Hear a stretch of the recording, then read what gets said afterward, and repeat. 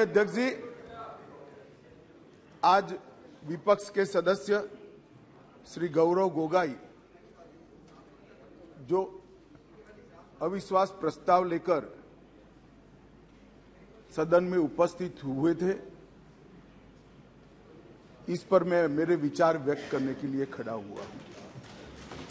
माननीय अध्यक्ष जी, भारतीय संविधान के अनुच्छेद 75 में कहा गया है कि मंत्रिपरिषद लोकसभा के प्रति जवाबदेह। इसलिए इसी अनुच्छेद 75 को प्रतिबंधित करने के लिए लोकसभा के नियम 198(1) से 198(5) तक मंत्रिपरिषद में अविश्वास का प्रस्ताव रखने की प्रक्रिया नियत की गई है।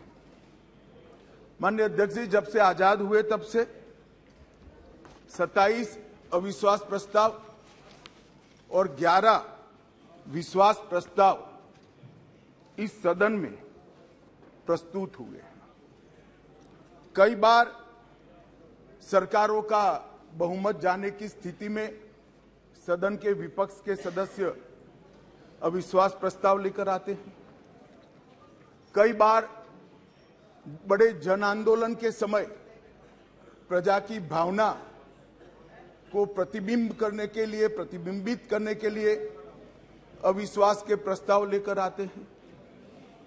ये एक अविश्वास का प्रस्ताव ऐसा है जिसमें प्रधानमंत्री और मंत्रिमंडल के प्रति न जनता को अविश्वास है, न सदन को अविश्वास है, और ये विश्वास प्रस्ताव लेकर आए हैं।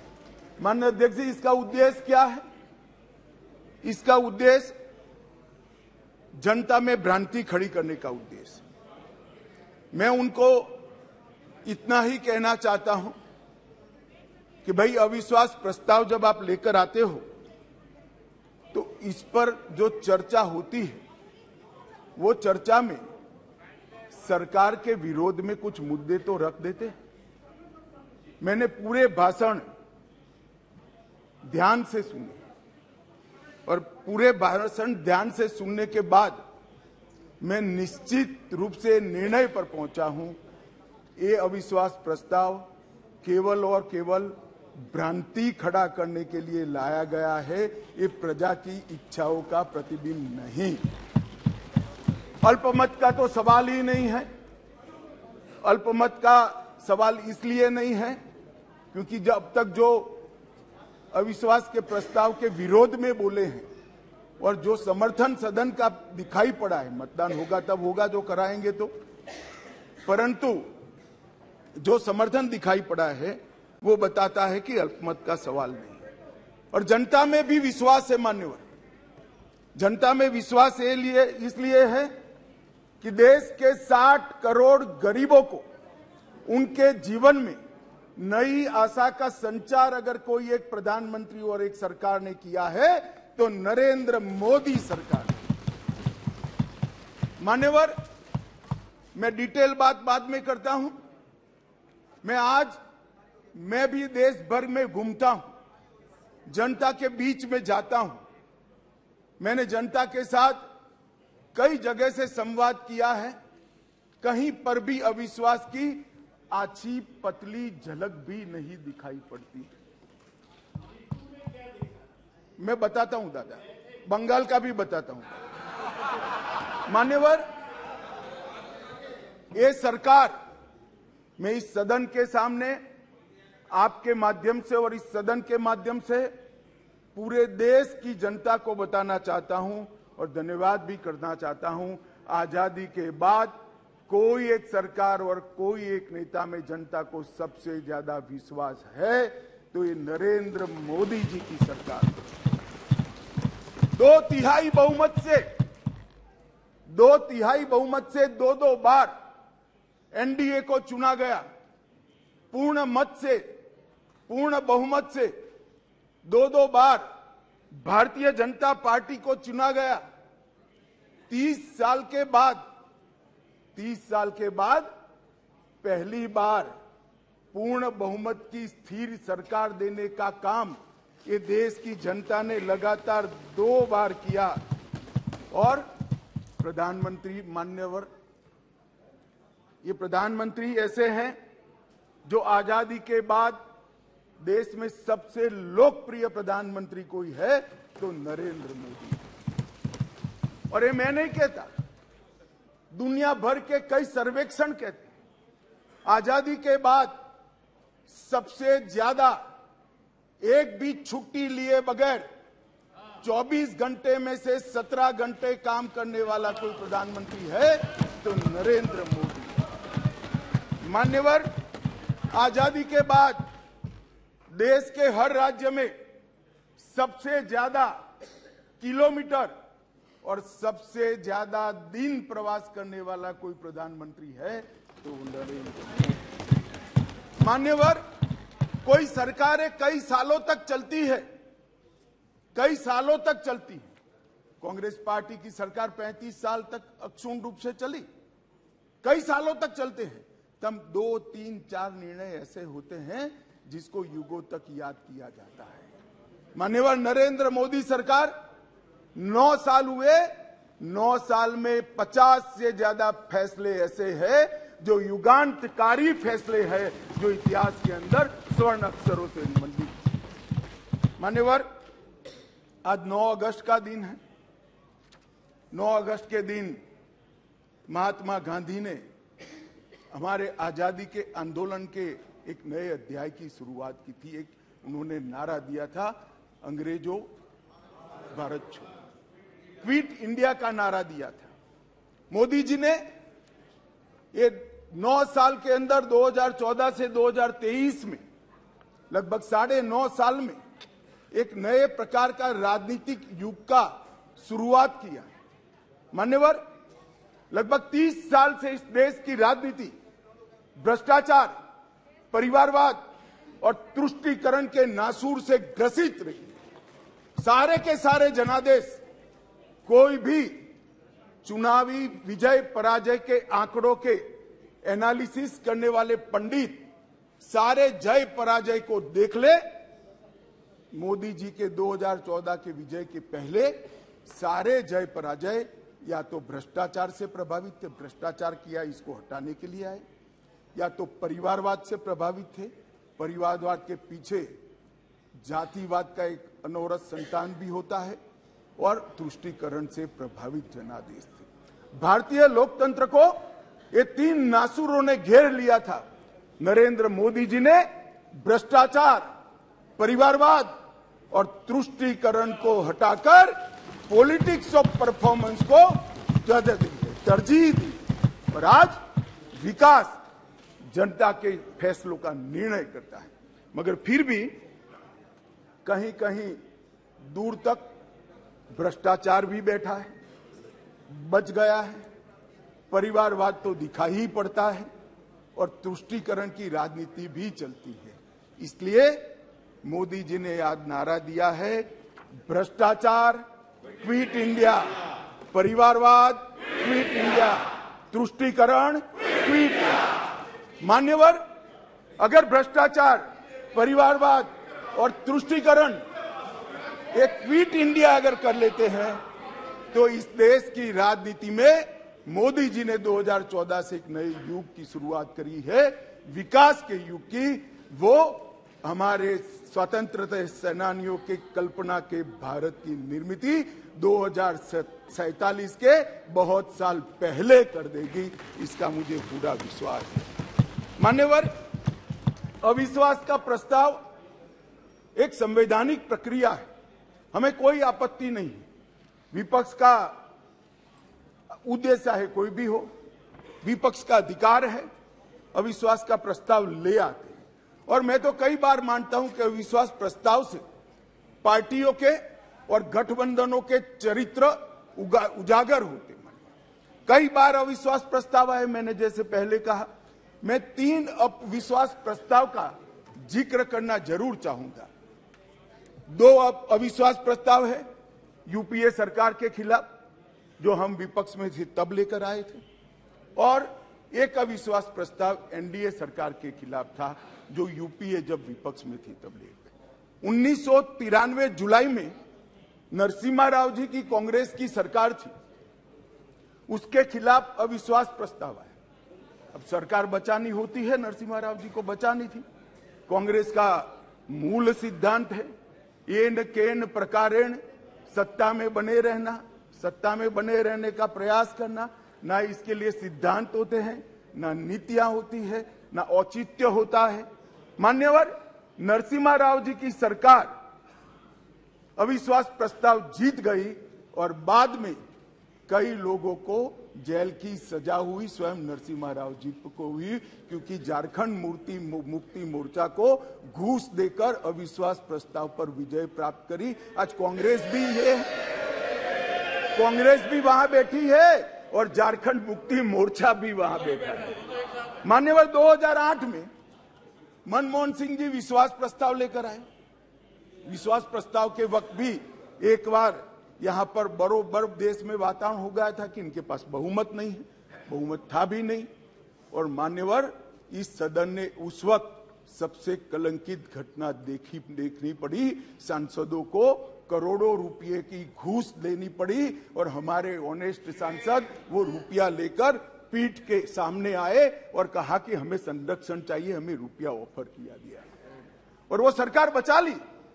तो एक तो चरित्र है यूपीए का, सरकार के सामने अविश्वास का प्रस्ताव आए या कोई अविश्वास का प्रस्ताव न लाए, इसलिए विश्वास का प्रस्ताव वो स्वयं लाए। इसमें से बचने के लिए सारे सिद्धांत, सारा चरित्र, सारे लोकसभा के नियम कानून, हमारी परंपराएं, इसको त्याग कर येन केन प्रकारेण सत्ता को संभालना और सत्ता पर काबिज रहना। इसके सामने मान्यवर दूसरा एक उदाहरण है। 1999 में अटल जी की सरकार थी और अविश्वास प्रस्ताव आया। मान्यवर, ये जो कांग्रेस ने किया वो हम कर सकते थे, क्योंकि 93 में नरसिम्हा राव जी ने देश के सार्वजनिक जीवन को एक एग्जाम्पल पूरा कर दिया था कि सरकार ऐसे भी बचाई जा सकती है, करोड़ों रुपया देकर भी बचाई जा सकती है। हम भी कर सकते हैं, मगर हमने नहीं किया। हमने नहीं किया। हमने हमारी बात रखी। देश के प्रधानमंत्री अटल जी ने इसी सीट पर बैठकर अपनी बात रखी संसदों के सामने और जो कहा कि संसद का जो फैसला है मैं सर पर चढ़ाऊंगा, हमें कोई आपत्ति नहीं। मान्यवर, सिर्फ एक वोट से सरकार गई, सिर्फ एक वोट से। क्या हम यूपीए और कांग्रेस की तरह बचा नहीं सकते थे? बचा सकते थे, मगर मैंने कहा ना कि कई बार संकट के समय गठबंधनों और पार्टियों का चरित्र उजागर होता है। यूपीए का चरित्र सत्ता बचाने के लिए भ्रष्टाचार करने का चरित्र है और भारतीय जनता पार्टी और एनडीए का चरित्र सिद्धांतों के लिए राजनीति करने का चरित्र है। मान्यवर, उस वक्त मुझे ठीक याद है, मैं संसद में नहीं था, सदस्य नहीं था, बहुत सारे सीनियर सदस्य होंगे उस वक्त। मान्यवर, एक ही वोट का फर्क था और अंत में गिरधर गोमांग के वोट को हमारे उड़ीसा के पूर्व मुख्यमंत्री उस वक्त मुख्यमंत्री से शपथ ले चुके थे और वोट डालने आए थे। वो वोट को वैलिड गिनना या न गिनना, मगर मान्यवर, आप जिस आसन पर बैठे हो इसकी भी गरिमा का एनडीए ने पालन किया था। हमने कोई दबाव नहीं बनाया। एक वोट हमारे विरुद्ध में गया, हमारी सरकार चली गई। मगर आज मैं फिर से कहना चाहता हूं गौरव गोगोई जी को, मगर जनता है जो सब देखती है, जनता है जो सब जानती है। एक वोट से हमारी सरकार गई, एक वोट से हमारी सरकार जरूर गई, परंतु अंत में क्या हुआ? बहुत बड़े बहुमत के साथ अटल जी फिर से देश के प्रधानमंत्री। मान्यवर, हमारे एनडीए का कुनबा मोदी जी के नेतृत्व में, भारतीय जनता पार्टी मोदी जी के नेतृत्व में हम देश में सिद्धांतों की राजनीति को प्रस्तावित करने के लिए राजनीति में है। येन केन प्रकारेण सत्ता को बचाने के लिए राजनीति के अंदर नहीं है।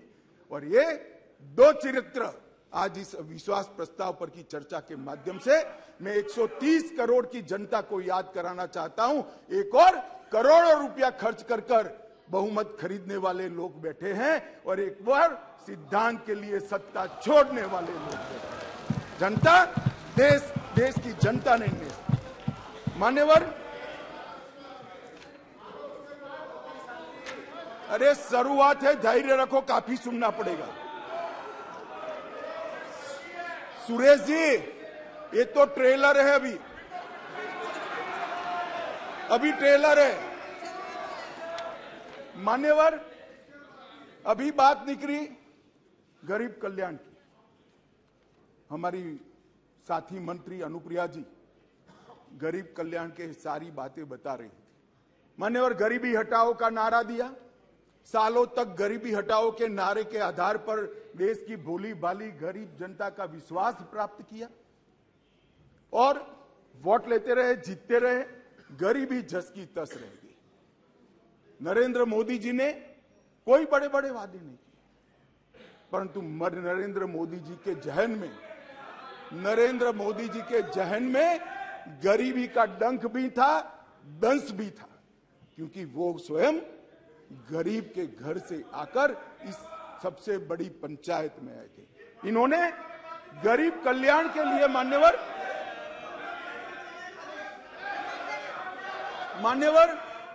इन्होंने गरीब कल्याण के लिए ढेर सारे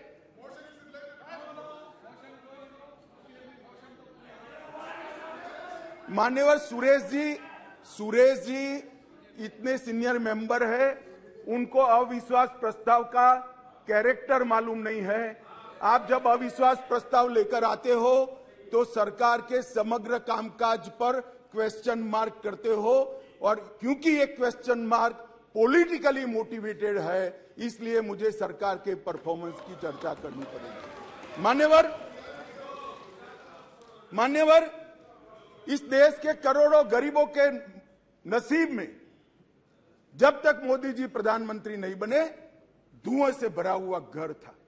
मोदी जी ने 9.6 करोड़ 9 करोड़ 60 लाख गरीब महिलाओं के घर में गैस का सिलेंडर भेजा और उसकी झूंपड़ी को धुएं से मुक्त कराने का काम किया। मान्यवर, 11 करोड़ परिवार ऐसे थे, दुनिया में कोई विचार नहीं कर सकता। कई देशों की आबादी 11 करोड़ से आधी भी नहीं है, 5वें हिस्से की भी नहीं है, परंतु 11 करोड़ परिवार ऐसे थे जिनके पास मान्यवर शौचालय नहीं था। हर रोज वो घर की महिलाएं आहत होती थी। मान्यवर, इनका दर्द 55 सालों तक ये यूपीए कांग्रेस ने नहीं जाना। नरेंद्र मोदी जी प्रधानमंत्री बने और 9 साल के अंदर 11 करोड़ 72 लाख परिवारों को शौचालय देने का काम। मान्यवर, देश के बहुत बड़े तबके में और विशेषकर गरीब के घर में, दलित के घर में, आदिवासी के घर में, पिछड़े के घर में, झोंपड़पट्टी में शुद्ध पीने का पानी नहीं मिलता, फ्लोराइड युक्त पानी पीते थे, भरी जुआनी में बूढ़े हो जाते थे, बाल सफेद हो जाते थे, हड्डियां टेढ़ी हो जाती थी। मान्यवर, मोदी जी ने हर घर नल के माध्यम से 12.65 लाख करोड़, मतलब 12 करोड़ 65 लाख घरों में जल से नल पहुंचाने का काम समाप्त। मान्यवर, ये हमेशा बोलते हैं, अभी भी चुनाव में कहते हैं कि हम किसानों का कर्ज माफ करेंगे, किसानों का कर्ज माफ करेंगे।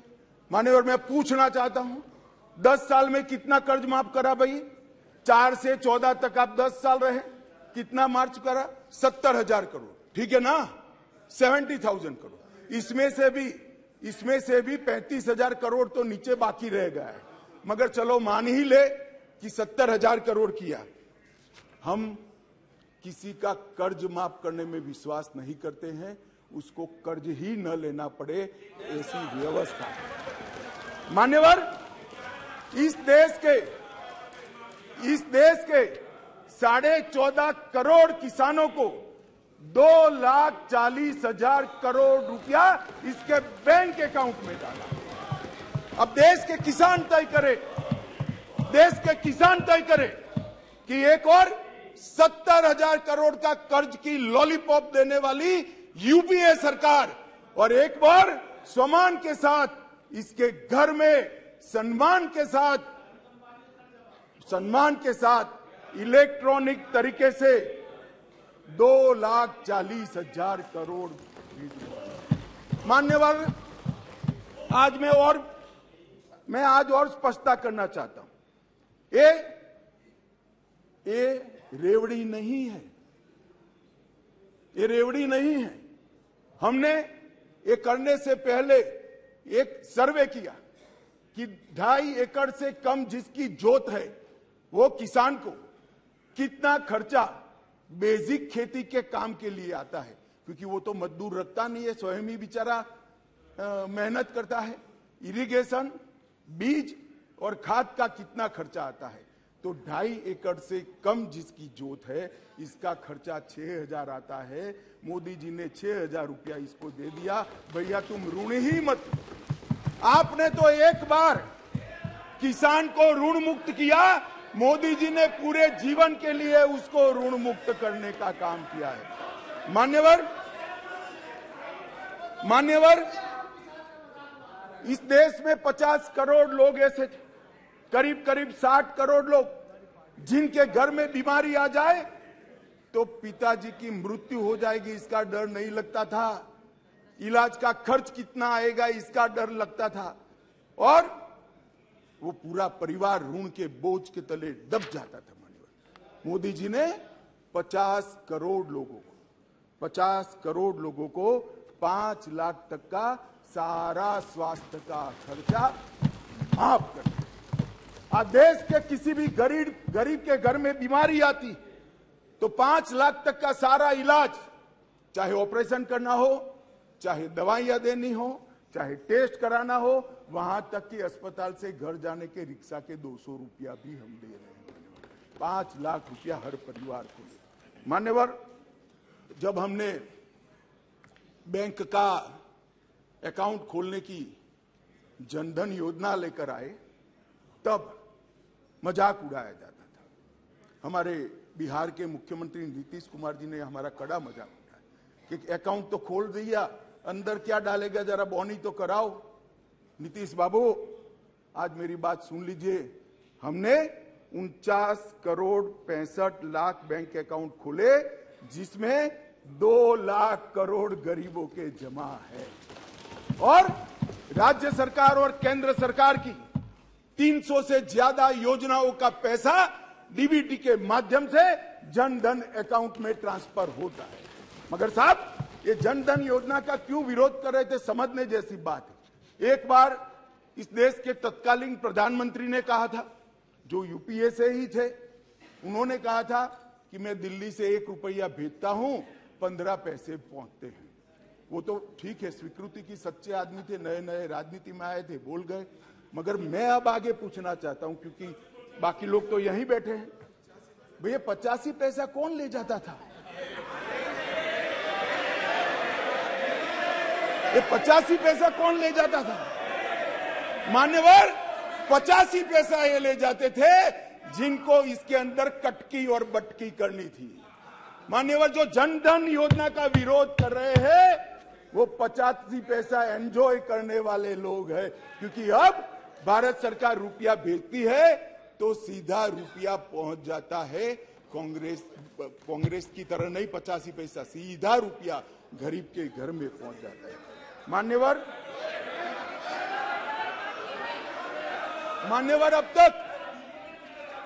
अब तक जनधन योजना, भाई आप योजना तो बनाते हो, करते नहीं हो। बैठो, बताता हूं, मैं बताता हूं, बैठो ना, अरे बैठो ना। मान्यवर कह रहे डीबीटी किसने चालू किया, अब कहेंगे जीएसटी किसने चालू किया, अब कहेंगे गरीबी हटाओ किसने कहा। आपने कहा सब कुछ किया, कुछ नहीं किया हमने है। आप तो कहते ही रह गए। मान्यवर, 25 लाख करोड़ रुपया इस देश की 130 करोड़ की जनता इसको सीधा प्रसारण देख रही। मैं आपके माध्यम से देश की जनता को बताना चाहता हूं, 1 पैसे के कमीशन के बगैर, कटकी के बगैर 25 लाख करोड़ रुपया देश के गरीबों के बैंक अकाउंट में सीधा ट्रांसफर।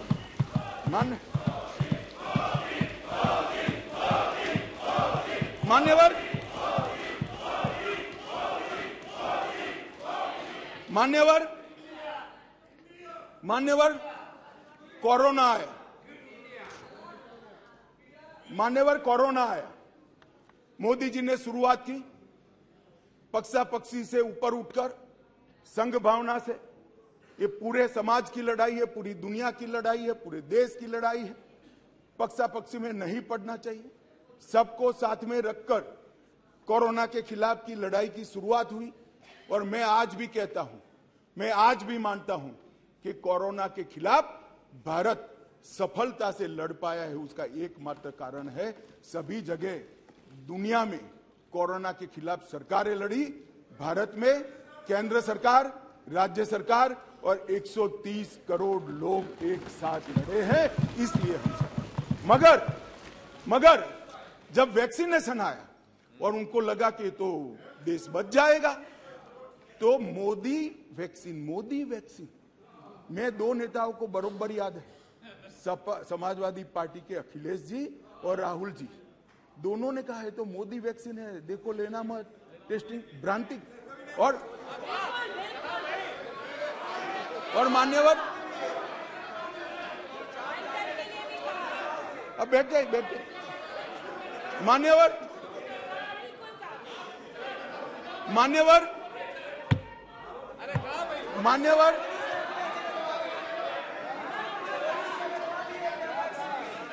मान्यवर जनता ने वैक्सीन लेना शुरू किया। मोदी सरकार ने चाय पिलाकर वैक्सीन दी, फ्री ऑफ कॉस्ट वैक्सीन दी, पहला डोज दिया, दूसरा डोज दिया और 130 करोड़ लोगों को दोनों डोज लगाकर कोरोना से बचाने का था। मान्यवर, इसके साथ साथ उस वक्त रोजगारी के प्रश्न खड़े हुए, लॉकडाउन का भी विरोध किया गया। मान्यवर, लॉकडाउन का भी विरोध किया गया।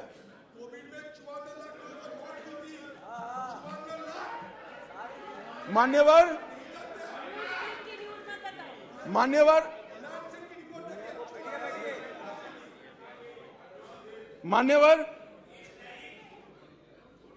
सबने कहा कि लॉकडाउन लगाओगे तो गरीब क्या खाए।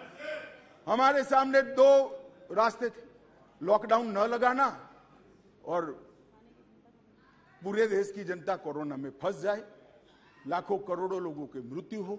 लॉकडाउन भी लगाया, उसको भूखा भी नहीं रखा। मान्यवर, 80 करोड़ लोगों को प्रति व्यक्ति प्रति माह 5 किलो अनाज ये लॉकडाउन के समय में हमने गरीब के घर में पहुंचाया और उसका चूल्हा चला करा। और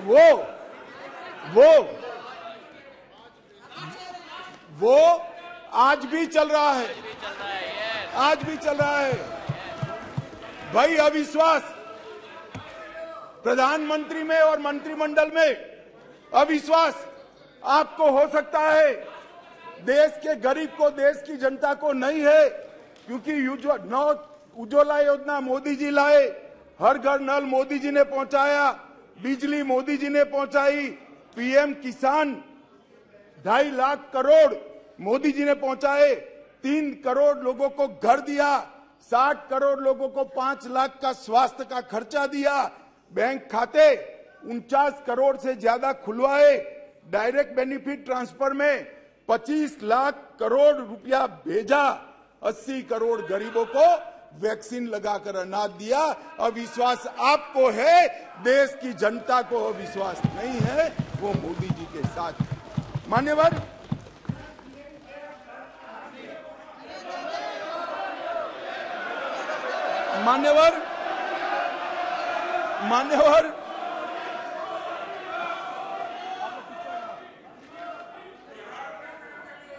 अध्यक्ष जी,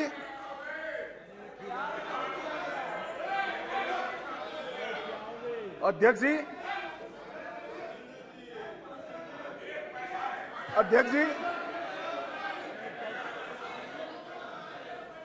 जी, इस सदन में एक ऐसे नेता है, अरे यार सुनो ना, इस सदन में एक ऐसे नेता है जिनको आज तक 13 बार राजनीति में लॉन्च किया गया है और 13 ही बार फेल गए। उनका एक लॉन्चिंग मैंने देखा है, उनका एक लॉन्चिंग यहां सदन में हुआ था। एक गरीब मां कलावती या ऐसा कुछ नाम था, कलावती, बुंदेलखंड की बहन कलावती, उसके घर वो नेता भोजन करने गए और यहीं पीछे बैठकर गरीबी का बड़ा दारुण वर्णन, द्रवित हो जाए ऐसा वर्णन कर दिया। ठीक है भाई, अच्छा किया, आप इतने बड़े व्यक्ति होकर गरीब कलावती के घर पर भोजन पर गए, उसका भोजन कर लिया और इसकी वेदना को यहां वाचा दे दी। मगर बाद में इनकी सरकार 6 साल चली। मैं पूछना चाहता हूं वो कलावती का क्या करा? वो कलावती को घर, बिजली, गैस, शौचालय, अनाज, स्वास्थ्य, ये सब देने का काम नरेंद्र मोदी ने किया।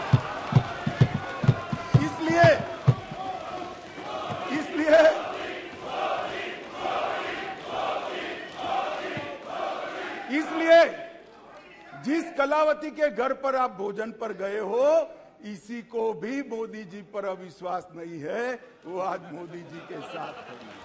मान्यवर, राष्ट्रीय पिछड़ा वर्ग आयोग बनाया, पिछड़ा वर्ग को संवैधानिक मान्यता दी, आर्थिक रूप से कमजोर लोगों को 10% का रिजर्वेशन इतने सालों के बाद पहली बार मिला और 2 बार राष्ट्रपति बनाने का उम्मीदवार चयनित करने का हमें मौका मिला। सत्ताधारी पार्टी एनडीए ने, बीजेपी ने एक बार दलित और एक बार आदिवासी भारत में प्रथम बार। एक गरीबों के लिए काम करने वाली ये सरकार है। नरेंद्र मोदी जी ने गरीब कल्याण का जो यज्ञ चलाया है, इससे गरीब के घर में जाते हैं तो वो दिन मित्र कर नरेंद्र मोदी को बुलाते हैं। गरीब अपने आप को अब मोदी जी में अपना मित्र ढूंढता है। मान्यवर, ये इसलिए मैं कह रहा हूं, अविश्वास आपको है, देश की जनता को अविश्वास नहीं है। मान्यवर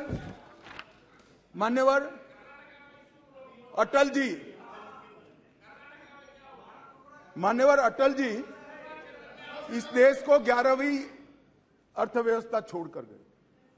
अब अटल जी तो जन नेता थे, ज्यादातर सांसदों की तरह कार्यकर्ता के नाते काम करते करते, आइडियोलॉजी का प्रचार करते करते देश के प्रधानमंत्री बने। 6 साल तक चलाया।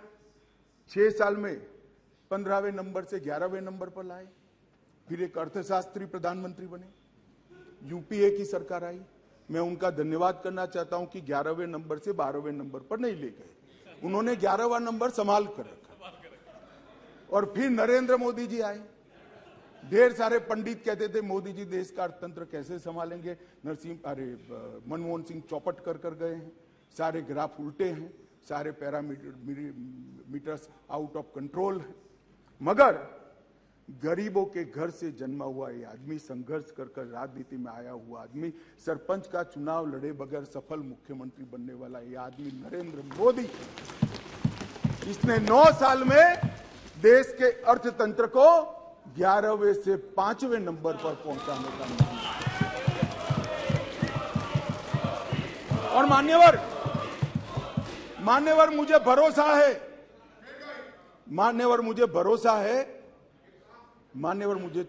है, मेरे ज्यादातर साथी चुनकर भी आएंगे, वो भी देखेंगे। फिर से एक बार मोदी जी प्रधानमंत्री बनेंगे और देखते देखते 2027 तक देश दुनिया का 3रा नंबर का अर्थतंत्र। मान्यवर, और मैं नहीं कहता, IMF भी कहता है, सारे सर्वेक्षण वाले विश्व भर के कहते हैं कि डार्क जोन में ब्राइट स्पॉट अगर कोई है, ब्राउन स्पॉट कोई है, तो भारत का अर्थतंत्र है। ना अभी नहीं कह सकते, बैठ जाओ। नियम आपको मालूम होना चाहिए, नियम पढ़ लीजिए, अभी नहीं कर सकते। अरे भाई, आपकी पार्टी ने आपका नंबर ही बोलने में नहीं रखा है, क्या खड़े हो कर बोलते हो? आप लीडर ऑपोजिशन हो ना, आप चर्चा शुरू करते हो ना, बोलने देते हैं आपको। अब मेरे भाषण में क्यों बोल रहे हो आप? आपको बोलने नहीं देते आपके पार्टी वाले। बैठ जाओ। मान्यवर,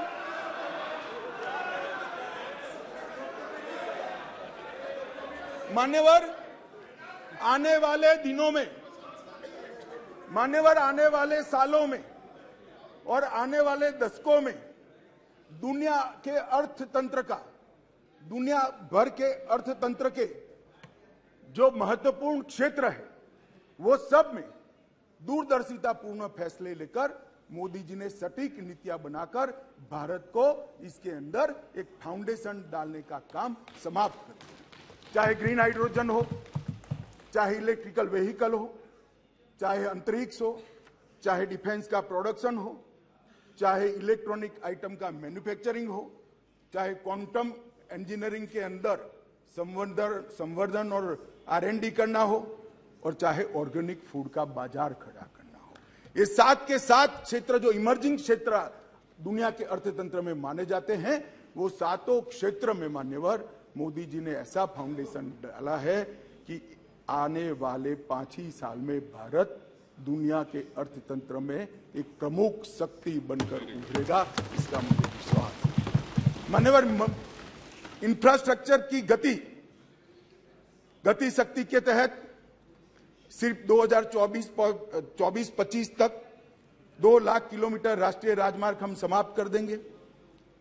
2020-21 में 37 किलोमीटर प्रतिदिन बनाए, 148 हवाई अड्डे बने हैं। मोदी जी के आने के पहले 74 थे, अब 148 हो गए। Vande Bharat semi high speed train शुरू हो चुकी है। 99,000 करोड़ की सागरमाला परियोजना जो इंफ्रास्ट्रक्चर का बहुत बड़ा दूरगामी कदम है, वो पूरा हो चुका है। कार्गो हैंडलिंग की क्षमता देश की 79% बढ़ी है, अगले साल तक 2 गुना हो जाएगी। और 27 ट्रेनों में मेट्रो उपलब्ध कराई है, और भारत नेट 6.20 लाख किलोमीटर फैला दिया है। लाखों गांवों तक भारत नेट को पहुंचाने का काम। मान्यवर, इंटरनेट कनेक्शन में दुनिया में सबसे ज्यादा वृद्धि भारत ने दर्ज करी है, 231% की वृद्धि, और पूर्वोत्तर के लिए भी ढेर सारे एयरपोर्ट बनाने का काम नरेंद्र मोदी सरकार ने किया है। मान्यवर, स्वास्थ्य के बजट में भी 139% की वृद्धि नरेंद्र मोदी सरकार ने करी है। पिछले 8 वर्षों में 4,85,000 करोड़ रुपया खर्च किया गया। MBBS की सीटों में 93% वृद्धि और PJ की सीटों में 100% वृद्धि कर डॉक्टर की संख्या को दुगना करने का काम नरेंद्र मोदी सरकार ने किया है। मान्यवर, इतना ही नहीं, ढेर सारे विषय मेरे साथियों ने बहुत बताया। मुझे अभी मणिपुर पर भी बात करनी है। मान्यवर, नरेंद्र मोदी जी ने समग्र विश्व के अंदर नरेंद्र मोदी जी ने भारत का सम्मान बढ़ाने का काम किया है। मान्यवर, क्लाइमेट चेंज हो या टेररिज्म, ग्लोबल नैरेटिव सेट करने का काम आज अगर कोई एक देश कर रहा है तो हमारा महान भारत कर रहा है।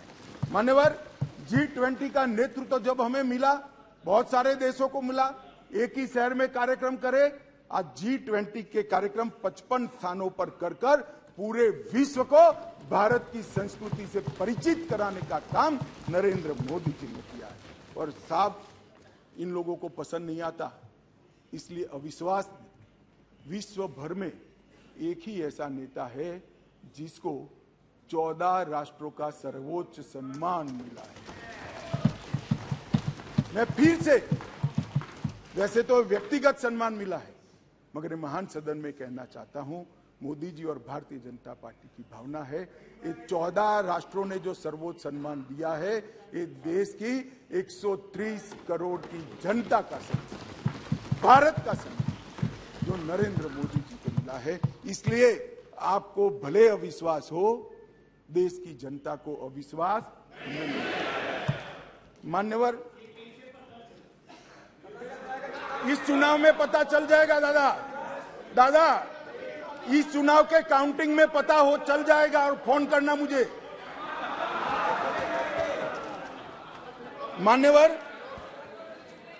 मान्यवर, देश की सुरक्षा, यूपीए की सरकार थी, 2004 से 2014 तक चली, आए दिन आतंकवादी घुस जाते थे, आलिया मालिया जमालिया घुसते थे और जवानों के सर काट कर ले जाते थे। और इस सदन के अंदर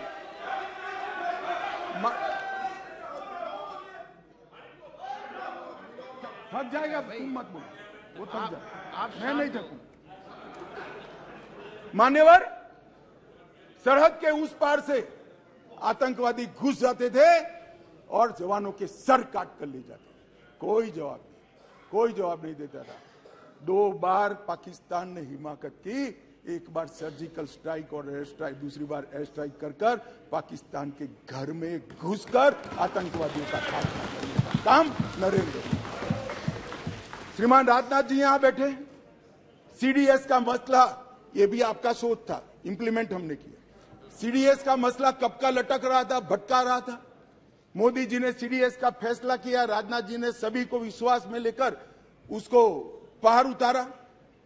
2016 में सर्जिकल स्ट्राइक और एयर स्ट्राइक किया और खरीदी के अंदर, डिफेंस के अंदर जिस प्रकार के परिवर्तन हुए, मान्यवर, मैं आपको बताता हूं, जितने भी घोटाले, मैं बाद में घोटाले बताता हूं यूपीए के, जितने भी घोटाले हुए हैं, इसमें सबसे ज्यादा करप्शन रक्षा की खरीदी में हुआ। मगर मोदी जी के नेतृत्व में हमारे रक्षा मंत्री जी ने 4100 आइटमों को इंपोर्ट की नेगेटिव लिस्ट में डालकर यहां उत्पादन किया। और आत्मनिर्भर भारत की रचना कैसी होती है, इसकी नींव कैसे डाली जा सकती है, डिफेंस जैसे अति टेक्नोलॉजी वाले और स्पर्धात्मक क्षेत्र में इसको कर नरेंद्र मोदी जी ने आज भारत का रक्षा उत्पादन न केवल भारत, कई देशों के लिए आकर्षण का केंद्र बना है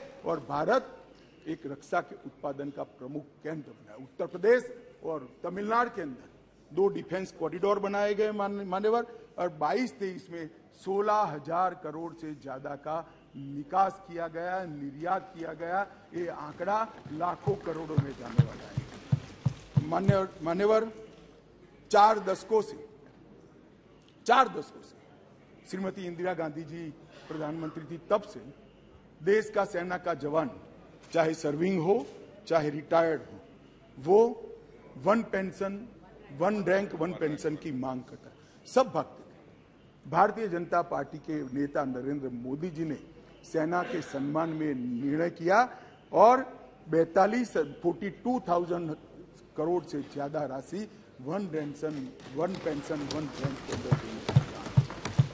मान्यवर, दुनिया में अस्थिरता बढ़ी, चाहे यूक्रेन हो, यमन हो, चाहे कोरोना में दुनिया भर में बसते हुए हमारे भारतीय हो, 90 से ज्यादा यूक्रेन से उड़ाने कर दोनों राष्ट्राध्यक्षों से बात कर 3 दिन तक युद्ध बंद कर 23,000 भारतीयों को घर पे लाने का काम नरेंद्र मोदी से।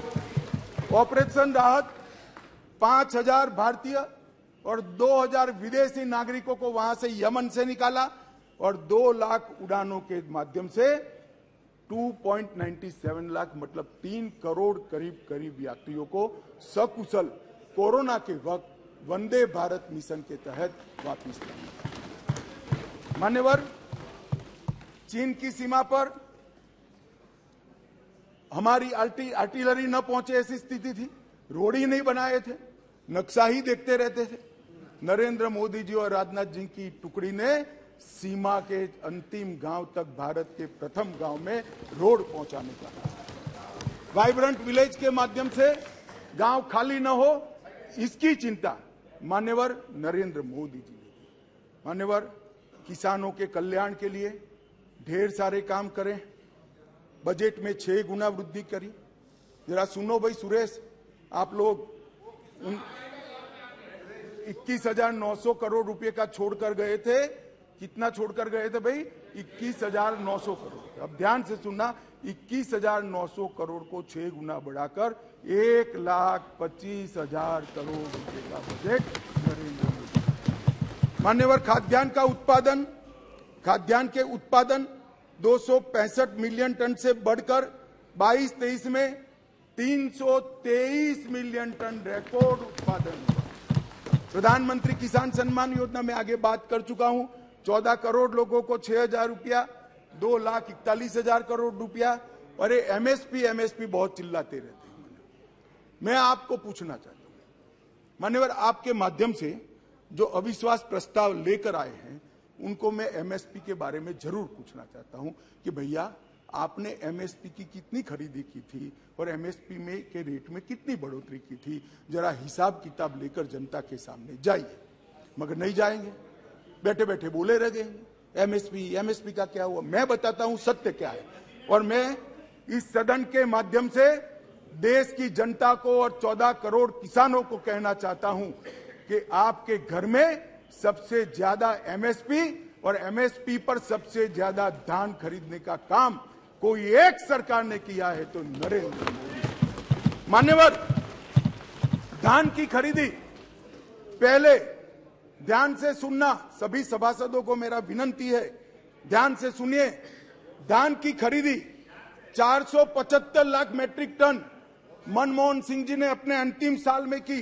मैं फिर से आंकड़ा बोलता हूं, 475 लाख मैट्रिक टन।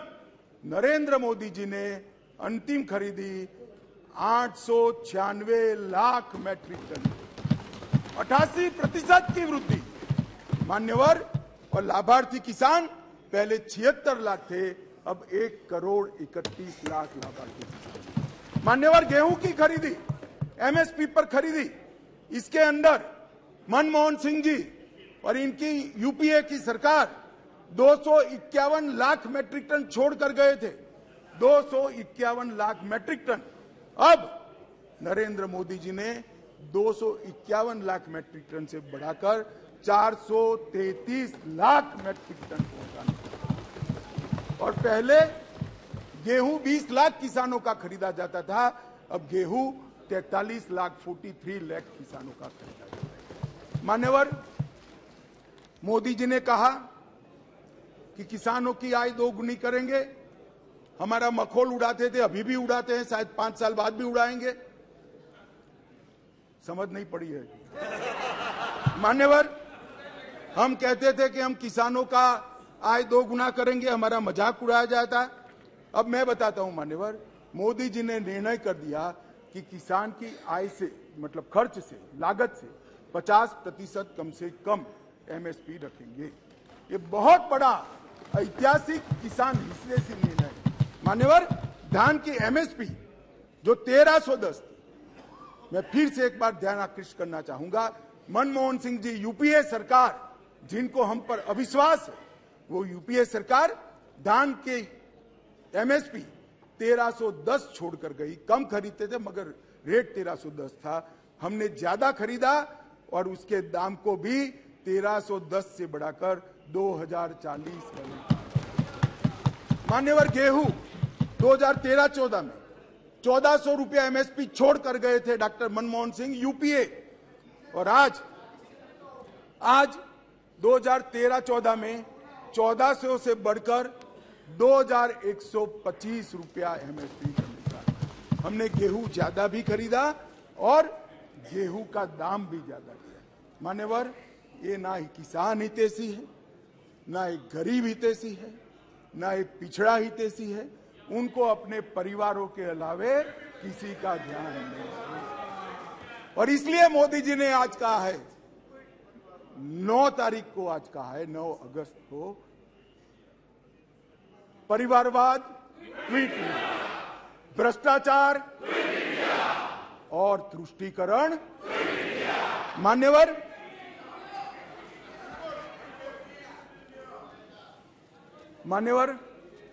मैं देश की आंतरिक सुरक्षा के प्रति आपका ध्यान आकृष्ट करना चाहता हूं।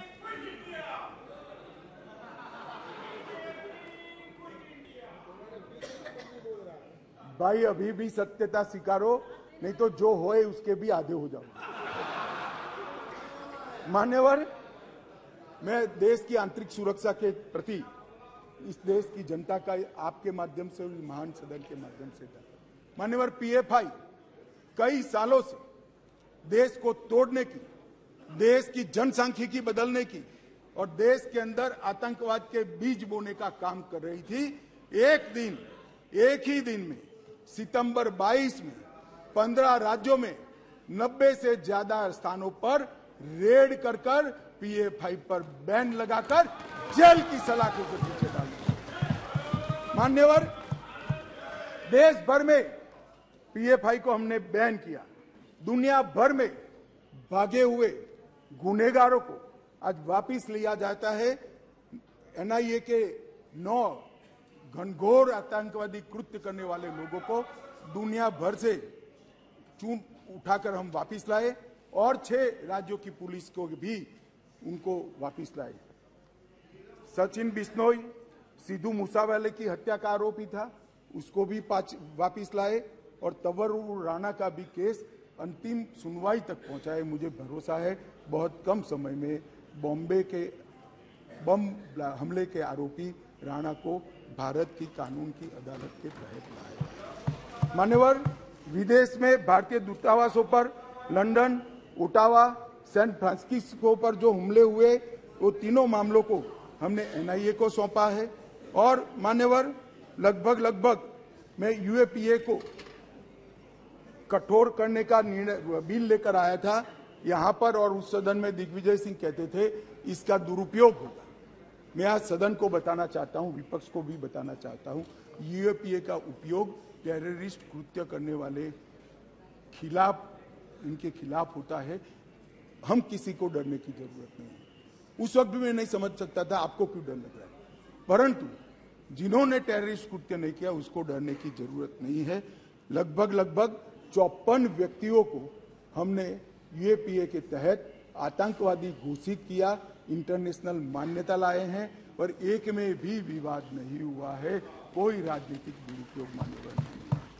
मान्यवर, अभी गोगाई जी नारकोटिक्स का बात करते थे, वो कहते थे कि नारकोटिक्स का चलन बढ़ गया है।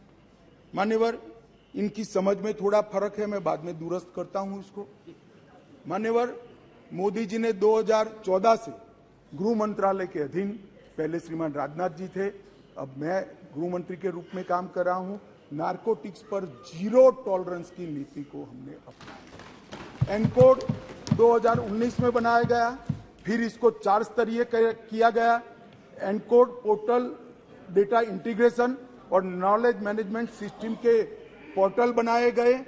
मादक पदार्थ की तस्करी के विस्तृत जांच के लिए JCC, जिसमें ढेर सारे डिपार्टमेंट और सरकारें होती है, इसका गठन किया गया। Dedicated anti narcotics task force राज्यों में बनाई गई। राष्ट्रीय नारकोटिक कैनाइन पूल की स्थापना की गई और 75वें स्वतंत्रता दिवस के मौके पर 1,65,000 किलोग्राम नारकोटिक्स को जलाया गया और अब वो टोटल आजादी के अमृत महोत्सव के 1 वर्ष में 10 लाख किलो पहुंच गया है। अब मैं जो गोगाई जी कहते थे इसका जवाब दिया। मान्यवर, आंकड़े किसी की शर्म नहीं रखते, आंकड़े बेशर्म होते हैं और आंकड़े हमारे कामों से खड़े होते हैं। आंकड़ों को बाद में बदला भी नहीं जा सकता। अब 2006 से एक सरकार थी यहाँ, UPA की सरकार थी, जिसको हम पर थोड़ा अविश्वास है। 2006 से 13 का समय उनका ही था। उसमें क्या हुआ, जब्त की गई ड्रग 1,52,000 किलो थी। मैं फिर से सदन का और सदन के माध्यम से देश का ध्यान आकृष्ट करना चाहता हूं। जब्त की गई ड्रग 1,52,000 किलो थी और 2014 से 22 तक 1,52,000 करोड़ से बढ़कर 3,73,000 किलोग्राम ड्रग्स हमने जब्त किया। गोगाई जी, 181% वृद्धि हुई और कीमत, गांजा पकड़ लेना, भांग पकड़ लेना एक बात है, जो महंगे और शरीर को ज्यादा नुकसान करने वाले और पैसे की दृष्टि से नुकसान करने वाले जो नारकोटिक्स के पदार्थ है, वो कीमत से मान्यवर 2006 से 13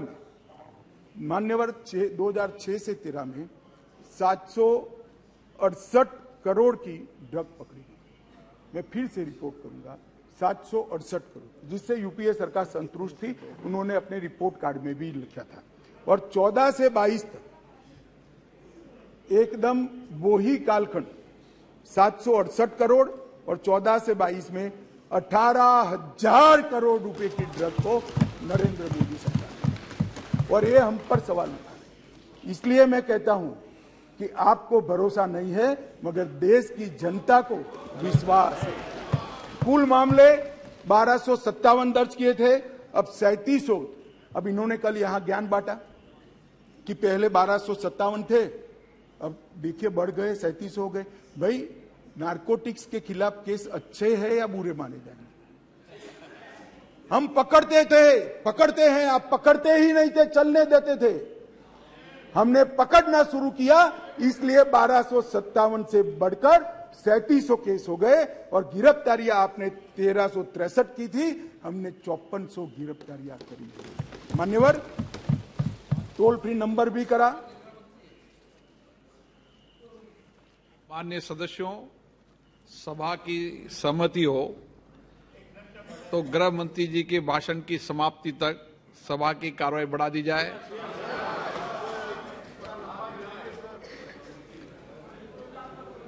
मान्यवर,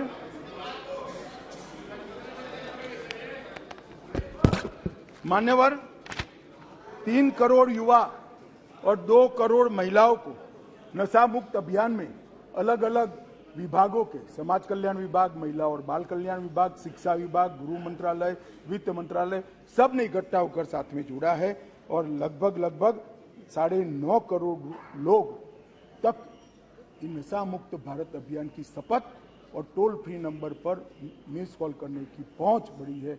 मान्यवर, ये हमारे प्रयासों को दर्शाता है। इसलिए मैं कहता हूं कि भले आपको विश्वास हो, देश की जनता को विश्वास है। मान्यवर, इस देश की आंतरिक सलामती की दृष्टि से 3 बड़े हॉटस्पॉट माने जाते थे। एक कश्मीर, एक वामपंथी उग्रवाद का क्षेत्र, और तीसरा नॉर्थ ईस्ट।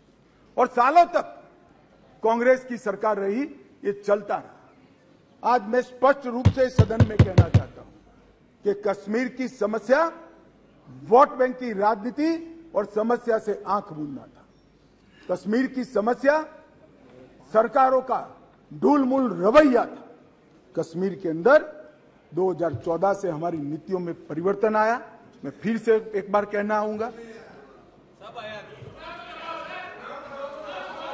मान्यवर, मैं फिर से एक बार कहना चाहता हूं, 14 से 19 तक राजनाथ सिंह जी ने, और उसके बाद मैं गृह मंत्री बना हूं, मोदी जी के नेतृत्व में सातत्यपूर्ण तरीके से कश्मीर को आतंकवाद से मुक्त करने के लिए हमने काम किया। 40,000 लोग मारे गए कश्मीर में। मान्यवर,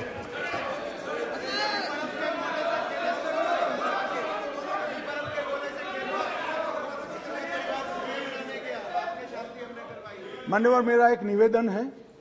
मैं मानता हूं कि पार्लियामेंट्री अफेयर्स मंत्री मेरे निवेदन का विरोध नहीं करेंगे। अधीर जी को टाइम नहीं दिया है कांग्रेस पार्टी ने, हमारे टाइम में से आधा घंटा दे दो, तो ये बीच में ना बोलेंगे, ये बीच में खड़े हो जाते हैं।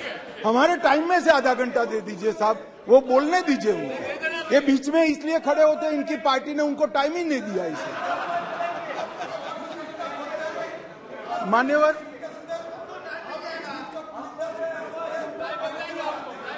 नहीं, कश्मीर तो सारी संसदीय समितियां गई है ना, कश्मीर देखा है ना सबने। माननीय गृह मंत्री जी, राजीव बाबू 10 मिनट दे देंगे, हमारा 10 मिनट दे देंगे, बैठो अभी।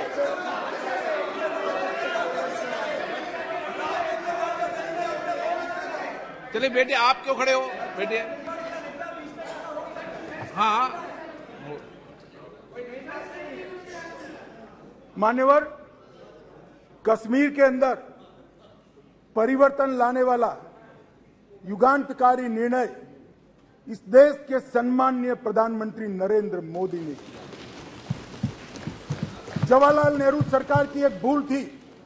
धारा 370 5 अगस्त 2019 और 6 अगस्त को इस महान सदन ने धारा 370 को समाप्त। इसके साथ ही कश्मीर के अंदर से 2 झंडे चले गए, 2 संविधान खत्म हो गए, और संपूर्ण रूप से कश्मीर का भारत के साथ जुड़ाव करने का काम इस देश के प्रधानमंत्री नरेंद्र मोदी। मान्यवर, इन्होंने, मैं अभी भी एक इनके ही प्रेरित एनजीओ की एक मीटिंग अभी हुई, रिपोर्ट मैंने देखी। क्या रिपोर्ट कहती है? हुर्रियत से चर्चा करो, जमीयत से चर्चा करो, पाकिस्तान से चर्चा करो। हम ना हुर्रियत से चर्चा करेंगे, ना जमीयत से करेंगे, ना पाकिस्तान से चर्चा करेंगे। अगर मान्यवर, अगर हम चर्चा करेंगे तो घाटी के युवाओं से चर्चा करेंगे, वो हमारे अपने हैं, हम उनके साथ चर्चा करेंगे। मान्यवर, हुर्रियत पर हमने पाबंदी कर दी, जमायते इस्लामी पर कश्मीर में पाबंदी कर दी, आतंकवादियों के समर्थन को चुन चुन कर नौकरियों से हटाया। अब किसी भी आतंकवादी की मृत्यु का जनाजा नहीं निकलता है, क्योंकि जो जहां मारा जाता है वही दफन किया जाता है। मान्यवर, लखनपुर टोल टैक्स जो हम जैसे कार्यकर्ताओं को, भारतीय जनता पार्टी के करोड़ों कार्यकर्ताओं को सूल की तरह हृदय में चुभता था, वहीं श्यामा प्रसाद मुखर्जी को जहां अरेस्ट किया था, वो लखनपुर टोल टैक्स को समाप्त कर दिया। मान्यवर, राज्य की अर्थव्यवस्था को एकीकृत किया, 2 दरबार की परंपरा समाप्त कर दी गई और 200 करोड़ रुपए को बचाने का काम इन नरेंद्र मोदी सरकार ने। मान्यवर, वहां दलितों को रिजर्वेशन नहीं था, आदिवासियों को नहीं था, पिछड़ों को नहीं था। ये सारा रिजर्वेशन देने का काम नरेंद्र मोदी सरकार। मान्यवर, वहां पर महिला आयोग नहीं था, बाल आयोग नहीं था, वहां पर दलित आयोग भी नहीं था। ये सारे आयोग बनाने का काम भारतीय जनता पार्टी की नरेंद्र मोदी सरकार। वहां सफाई कर्मचारी मान्यवर 7-7 पीढ़ी से मुगलों को जमाने से रहते थे, मगर उनको डोमिसाइल सर्टिफिकेट नहीं मिलता था। पाकिस्तान से शरण में आए हुए, पाक अधिकृत कश्मीर से आए हुए हिंदू, उनको डोमिसाइल, पश्चिम पाकिस्तान से आए हुए लोग, डोमिसाइल नहीं मिलता था। ये सबको डोमिसाइल देने का काम इस देश के प्रधानमंत्री नरेंद्र मोदी। मान्यवर, ये कर रहे हैं कि हम डेमोक्रेटिक पार्टी, डेमोक्रेटिक वैल्यूज में मानते हैं। कश्मीर पर शासन किसने किया? किसने किया?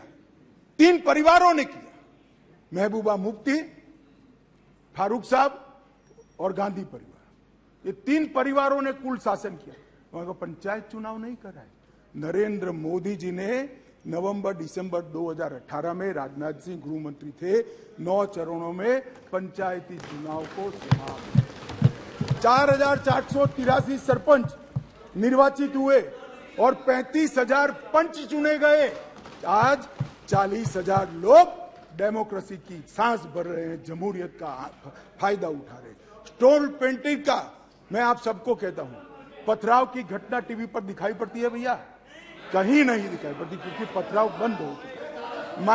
माननीय अध्यक्ष जी, जम्मू कश्मीर पुलिस, प्लीज, मान्यवर, जम्मू कश्मीर पुलिस 90 के दशक के पहली बार आज एक्टिव होकर आतंकवाद का सामना कर रही है। जम्मू में नई हाई सिक्योरिटी जेल बनाई, मंदिरों को प्रोटेक्शन दिया है, हिंदू संपत्ति वापस देने का कानून लाए हैं, टूरिज्म का विकास हुआ है। और सुन लीजिए, अधीर रंजन जी अविश्वास लेकर आ गए हैं। 2022 में 1 करोड़ 80 लाख टूरिस्ट जम्मू कश्मीर गए हैं एक साल। 1 करोड़ 80 लाख। मान्यवर, अरे बैठ जाओ यार, बैठ जाओ। मान्यवर, 33 साल के बाद थिएटर चालू हुआ है, नरेंद्र मोदी के शासन में चालू हुआ। 33 साल के बाद नाइट शो चालू हुआ है, नरेंद्र मोदी के शासन में चालू हुआ। 33 साल के बाद शिकाराओं की स्पर्धा चालू हो गई, बंद कर दी थी, चालू हुई है नरेंद्र मोदी। 33 साल से, दानिश अली सुन ले, 33 साल से मोहर्रम बंद था, पहली बार नरेंद्र मोदी सरकार में मोहर्रम चालू हुआ। मान्यवर, हम होम स्टे नीति लेकर आए, टूरिज्म बढ़ाने के लिए फिल्म निर्माण की नीति लेकर आए, हाउस बोट की नीति लेकर आए, इंडस्ट्रियल पॉलिसी लेकर आए और आज रोजगारी बढ़ रही है। 20,000 लोगों को नौकरी देने का काम भारतीय जनता पार्टी का है। मूलभूत ढांचे का विकास हो रहा है। 5,000 मेगावाट, 3,000 मेगावाट, 624 मेगावाट और 540 मेगावाट की जल विद्युत की योजनाएं वहां शुरू कर दी गई है। इसके साथ 850 मेगावाट और 1000 मेगावाट इसकी भी 2 जल विद्युत योजनाएं शुरू हुई है। सिंचाई योजना, शाहपुर कंडी बांध योजना जो 50 साल पहले शुरू हुई थी, मोदी जी के शासन में चालू हुई थी, मोदी जी के शासन में पूरी होगी। 62 करोड़ की मुख्य रवि नहर 90% काम पूरा कर दिया गया है। और झेलम तवी बाढ़ वसूली परियोजना संगठन द्वारा $250 मिलियन विश्व बैंक से लाकर गरीबों को पुनर्वसन का काम नरेंद्र मोदी सरकार। श्रीनगर